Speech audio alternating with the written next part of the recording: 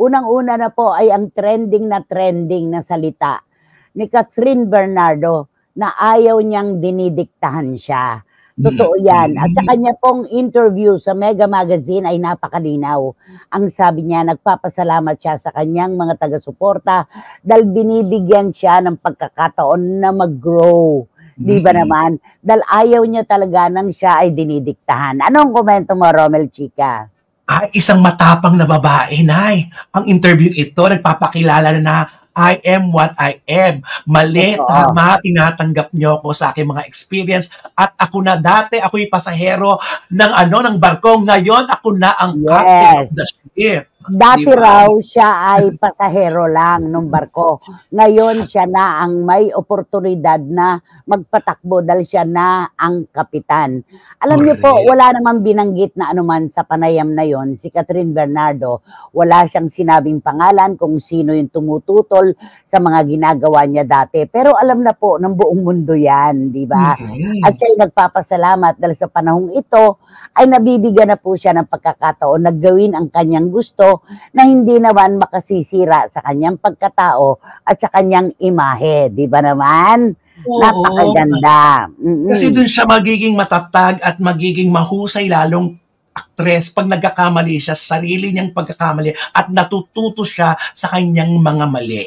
At saka bilang tao, lahat naman po tayo talaga ay merong karapatan na gawin ang gusto natin. Dahil tayo naman po ang nagmamaneho ng ating buhay. Basta positibo, hindi makasisira sa ating sarili at hindi tayo nakakapanapak ng ibang tao. Why not, di ba?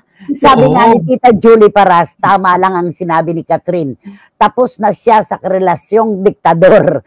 Kahit na sino siguro ayaw nang dinidiktahan siya. Yung siya'y ikinakahon. Totoo yan, Tita Julie Paras. Magandang tanghali naman sa iyo. At eto pa, nako, eto.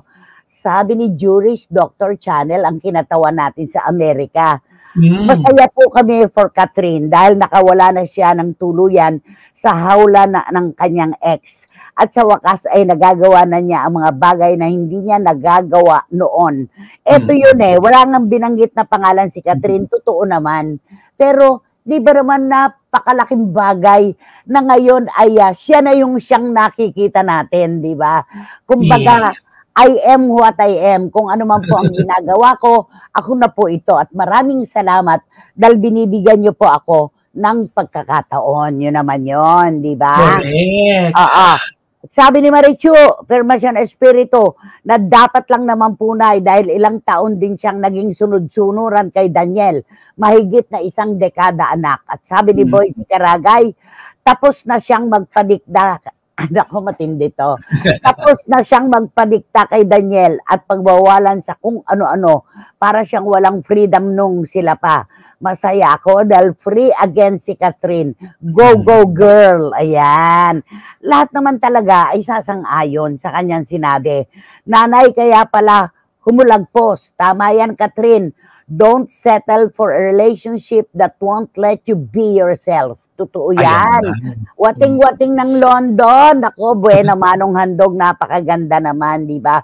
Saka hindi tayo dapat na nagpapakulong sa isang tao na kung ano ang kanyang gusto, ayun lang ang dapat mong gawin at ikutan. Mali yun.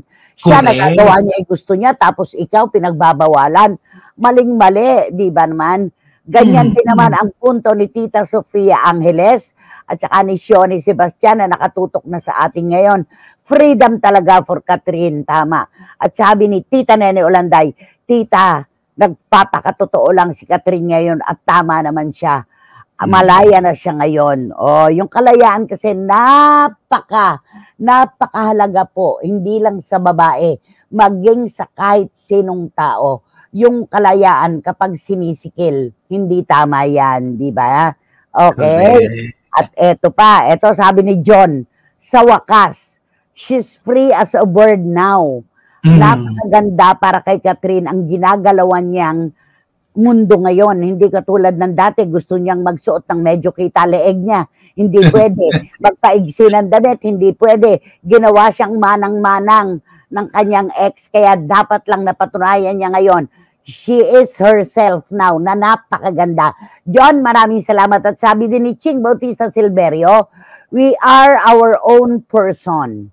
Catherine is in control of her life and not allow other people to tell you what to do. Yun. Go girl, you go girl. Oo. Oo. So yun, we are our own person.